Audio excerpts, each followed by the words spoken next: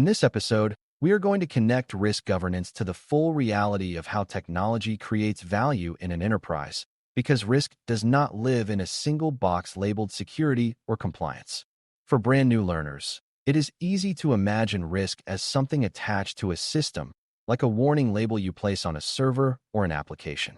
In governance, risk is broader and more dynamic, because the enterprise experiences risk through capabilities it depends on, processes people follow, and services customers or employees rely on every day. Governing risk end-to-end means you do not stop thinking at the boundary of a project or a technology component. Instead, you follow the chain from business objective to enabling capability, from capability to process and service operation, and from operation to outcomes and exposures over time. The phrase end-to-end matters because many failures happen in the handoffs, where responsibility shifts and nobody is watching the full path. By the end of this lesson, you should be able to explain what it means to govern risk across capabilities, processes, and services as one connected system, and why that approach produces better decisions than governing each piece in isolation. Before we continue, a quick note.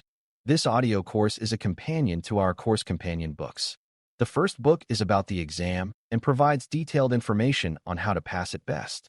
The second book is a Kindle-only ebook that contains 1,000 flashcards that can be used on your mobile device or Kindle. Check them both out at CGEIT.me in the Bare Metal Study Guide series. A capability is what the enterprise can reliably do to achieve objectives, such as take orders, process payments, deliver care, approve loans, or respond to incidents. Capabilities are often enabled by IT, but they also depend on people, procedures, data quality, and third-party relationships. Risk governance at the capability level asks a simple but powerful question. What could prevent this capability from achieving the required outcome? And what exposure does that create for enterprise objectives?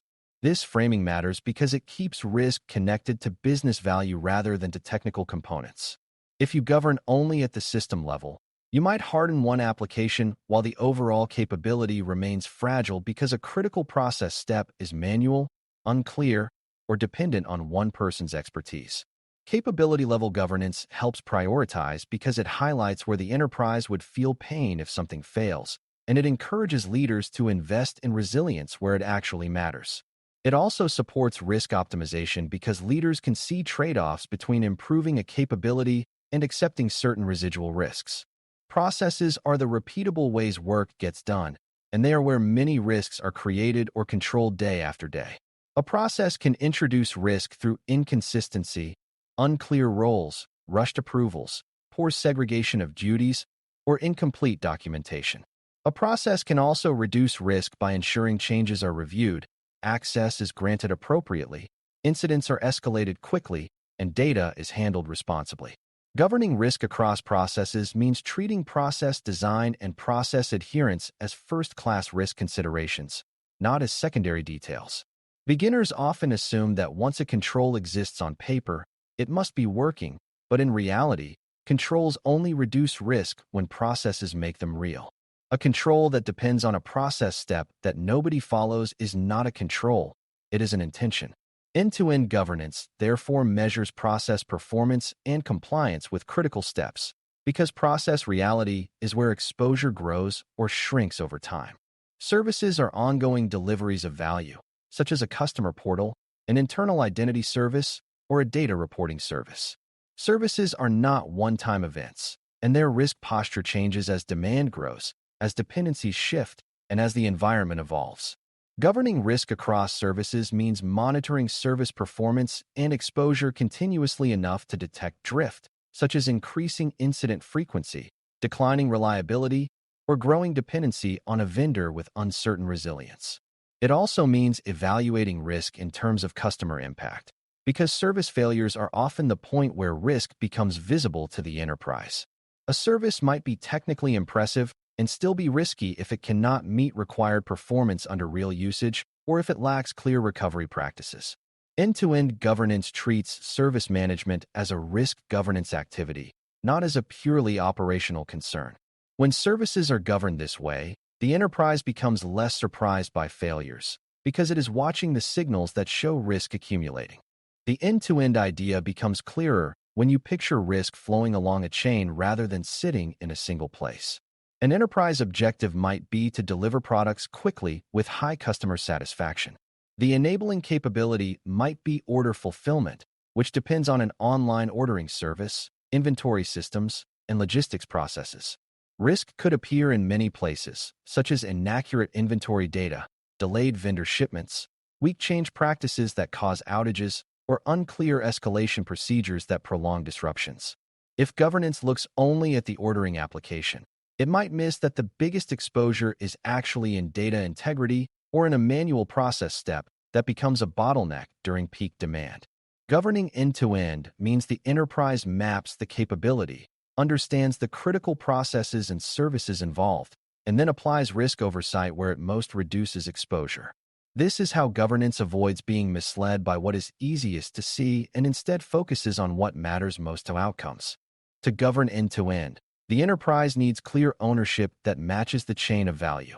If a capability spans multiple services and processes, someone must be accountable for the capability outcome, while service owners are accountable for service performance and process owners are accountable for process health.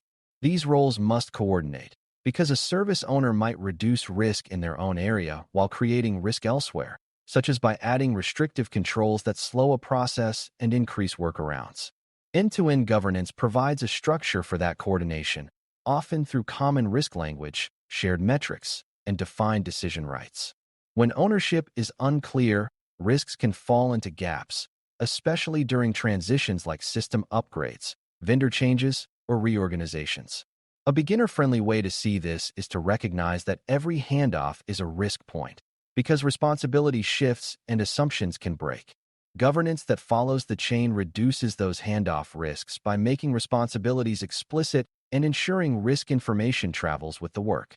A key governance discipline for end-to-end risk is consistent risk assessment that is scoped to the capability and its supporting services and processes.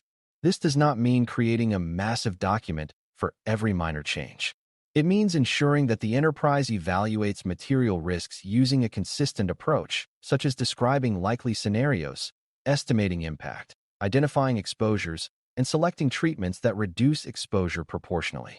Consistency matters because it allows comparison across capabilities and across time. If one team describes risk with technical severity and another describes risk with customer impact, leadership cannot prioritize fairly. End-to-end governance encourages a shared assessment approach that connects technical drivers to enterprise consequences. It also recognizes that assessment must be revisited when conditions change, such as new threats, increased usage, or changes in external obligations. This keeps risk governance dynamic and relevant rather than frozen at the time of a project approval. Another essential idea is that risk governance must cover the full life cycle of capabilities and services, not just their creation. Many enterprises do strong reviews during planning and delivery, then shift attention away after launch, which is when drift often begins. Drift can include control decay, outdated documentation, growing dependency complexity, and increased exposure as usage expands beyond the original design assumptions. End-to-end governance includes ongoing monitoring and periodic reviews that ask whether performance remains within tolerance and whether exposures are increasing or decreasing. It also includes change governance, because changes are a major driver of risk, and the way changes are planned and introduced affects both reliability and security. This is not about freezing change. It is about making change safe enough to support objectives. A mature end-to-end approach treats change as a normal part of life and ensures the governance system supports steady improvement rather than reactive crisis management. Because this is governance, it also matters how risk information is reported and escalated. End-to-end risk governance requires reporting that can roll up from service-level indicators and process measures into a capability-level risk picture that leadership can interpret. Leaders need to know which capabilities are most exposed, which services are showing worsening trends, and which processes are failing to maintain controls. Reporting should be designed to support decisions, such as prioritizing improvement investments, adjusting tolerances, or addressing third-party dependencies. It should also avoid overwhelming leaders with operational details that do not affect enterprise decisions. A balanced approach provides high-level visibility with the ability to drill down when needed. When reporting works this way, governance becomes a steering mechanism because leaders can respond before risk becomes a realized loss. Third-party dependencies deserve special attention in end-to-end governance because they often connect across services and processes in ways that are easy to underestimate. A capability might depend on a vendor platform, a cloud service provider, or a managed service partner, and that dependency can introduce exposure that the enterprise cannot fully control. End-to-end governance treats third-party risk as part of the capability risk picture, not as a separate checklist exercise. That means understanding which services rely on which vendors, how critical those services are, and what contingencies exist if the vendor fails or changes terms. It also means monitoring vendor performance and contract compliance in a way that is proportional to criticality. When third-party risk is integrated, leaders can make informed trade-offs, such as investing in redundancy, negotiating stronger commitments, or accepting residual exposure because the value gained outweighs the risk. The enterprise becomes more resilient because it knows where it is dependent and how that dependency affects outcomes. A practical way to illustrate end-to-end governance is to imagine a capability like employee onboarding, which depends on identity services, access provisioning processes, and multiple internal applications. Risk in this capability might include unauthorized access due to weak provisioning controls, delays that reduce productivity, or data errors that create compliance issues.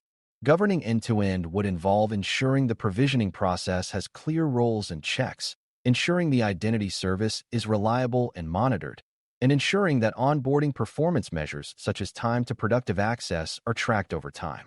If an incident occurs, the enterprise would analyze the chain, asking whether the root cause was a service failure, a process breakdown, or an unclear ownership issue. Improvements would be based on measured performance results rather than on anecdotes, and responsibility for sustaining improvements would be clear across process owners and service owners. Over time, the capability becomes more reliable, and the risk posture improves because governance is watching the whole path rather than only a single component. As we conclude, governing risk across IT-enabled capabilities, processes, and services end-to-end means treating enterprise value delivery as a connected system and managing risk along the entire chain. Capability-level governance keeps risk tied to objectives and prioritizes what matters most to the enterprise. Process governance ensures controls are real in day-to-day work, and service governance ensures performance and exposure are monitored over time as conditions change.